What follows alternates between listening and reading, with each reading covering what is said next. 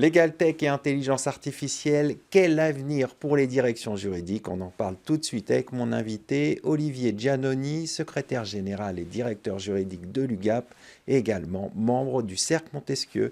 Olivier Giannoni, bonjour. Bonjour Arnaud.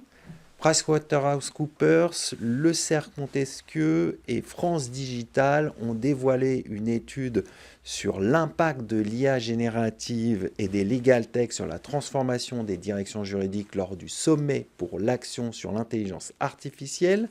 Quelles sont les principales tendances de cette étude?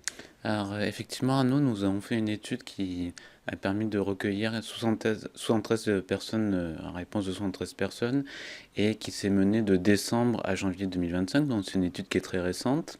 Et ce qui en ressort, c'est finalement une leçon qu'on peut faire en une phrase, c'est que les directeurs juridiques sont persuadés à 62% qu'il va y avoir une intensification de la digitalisation, que cette intensification de la digitalisation va ajouter d'utilisation de l'IA et que l'IA va être de plus en plus utilisée dans les 12 mois à venir.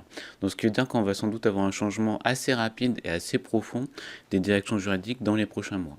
Alors, changement rapide, profond. Et dans cette étude, il y a également un aperçu des domaines du droit où l'intelligence artificielle apporte une plus-value. Parmi notamment les utilisateurs actuels de l'IA générative, quels sont les domaines du droit où son utilisation s'est avérée la plus bénéfique? L'étude fait ressortir qu'il y a trois processus plus particulièrement digitalisés qui sont visés par les directeurs juridiques: la signature électronique d'une part, les contrats d'autre part, et le droit des sociétés. Après, ce qu'il faut savoir, c'est que dans ce cadre-là, vous pouvez avoir de l'IA dans certains outils, comme c'est le cas pour des recherches juridiques, ou que ça peut être de l'IA à part entière, comme par exemple ChatGPT ou Copilot.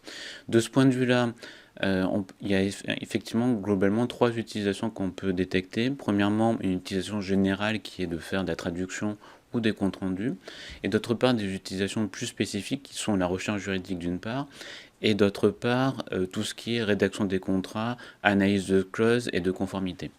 On voit déjà, il y a beaucoup d'utilisation. Et sur les domaines du droit en particulier, euh, Je suis pas sûr qu'on puisse faire un distinguo en termes de domaine du droit parce que ça touche tous les droits finalement. C'est pour ça que ce sont des outils qui vont sans doute mobiliser l'ensemble des directions juridiques.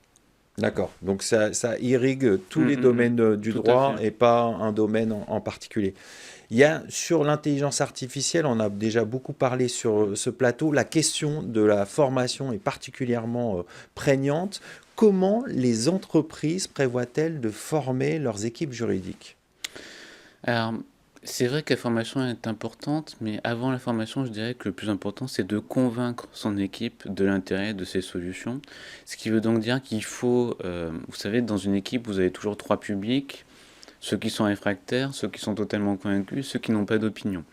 Donc l'idée, c'est de finalement laisser aux personnes d'utiliser la possibilité d'utiliser ces différentes solutions et de se rendre compte elles-mêmes de leur potentialité. Mais il y a quand même quelque chose qu'il faut avoir en tête, c'est que ce n'est pas un outil parfait. Il faut donc que les gens soient au courant que le résultat, c'est un résultat qui est à améliorer, c'est une assistance. C'est pas quelqu'un qui va répondre à toutes les questions liées.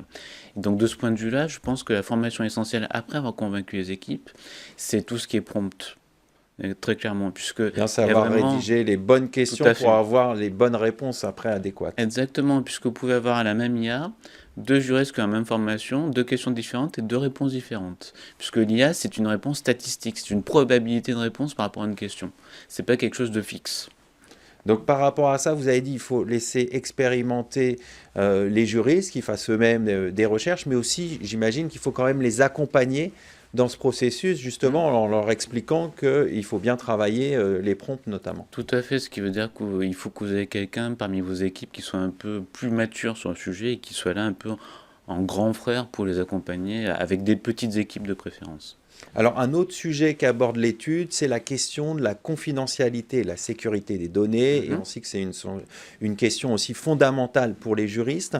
Quelles mesures sont envisagées pour garantir la confidentialité et la sécurité des données lors de l'utilisation de l'IA générative dans les processus juridiques? Alors je vais aller de la solution la plus sûre à la solution qui pose le plus de difficultés. La solution la plus sûre, c'est quand vous avez une IA qui fait partie d'un outil Donc l'IA va être entraînée sur les données de cet outil.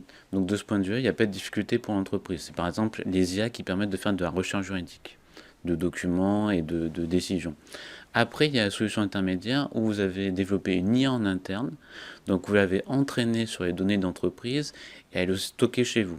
Donc ça, c'est un peu la solution des entreprises qui ont un fort potentiel budgétaire et des grosses compétences techniques en interne. Donc là-dessus, il n'y a pas de difficulté puisque vos données restent en interne. Et puis il y a la solution des gens qui ont moins de ressources, qui utilisent peut-être une IA grand public, type ChatGPT 3.5, qui soit librement d'accès. Et là, c'est là où il y en a plus de risques, puisque fondamentalement, les données que vous mettez dans vos questions, ou que vous transmettez à l'IA, elles vont être réutilisées par l'IA. Et c'est là qu'il faut être vraiment le plus précautionneux. Et donc tout ce qui est données couvertes par le secret des affaires ne doit absolument pas apparaître dans les types de questions que vous mobilisez avec ces IA-là. Donc vous recommandez concrètement d'anonymiser toutes les données. Tout à fait, c'est exactement ça.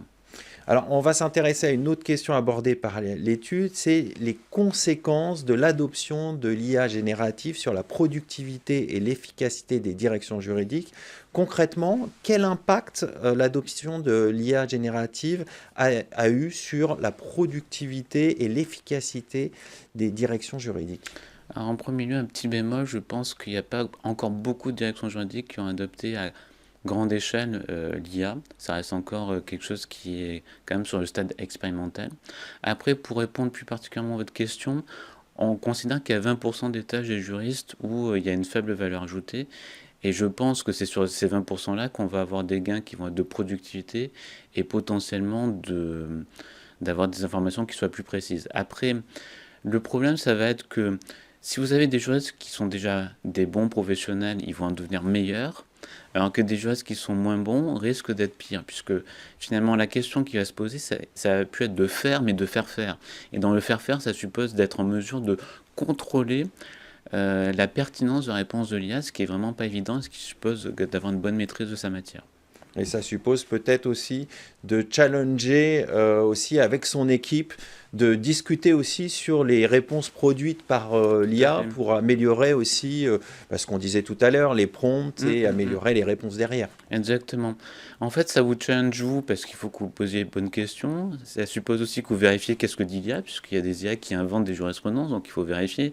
Et effectivement, il peut y avoir un travail au sein de l'équipe pour homogénéiser les prompts, en tirer les conséquences, et donc finalement d'acquisition en connaissance commune sur l'utilisation de l'IA.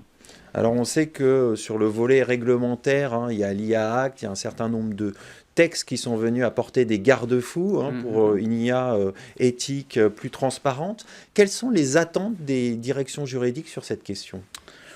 Il y a une attente de clarté de la norme, effectivement être en mesure de déterminer qui est responsable dans quel cas de figure, et puis aussi une question d'utiliser des outils qui sont fiables. Et de ce point de vue-là, vous avez tout à fait raison, l'IA Act vient définir un certain nombre de choses, et c'est un texte qui est quand même très complexe. Donc je pense que on n'est pas tellement en attente de nouveaux textes.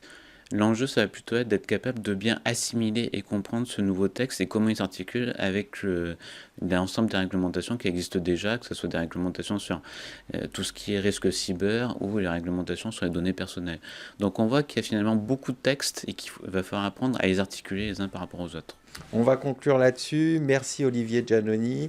Je rappelle que vous êtes secrétaire général et directeur juridique de l'UGAP, également membre du Cercle Montesquieu. Merci beaucoup. Tout de suite, l'émission continue. On va parler des modalités d'exercice de la profession de médecin.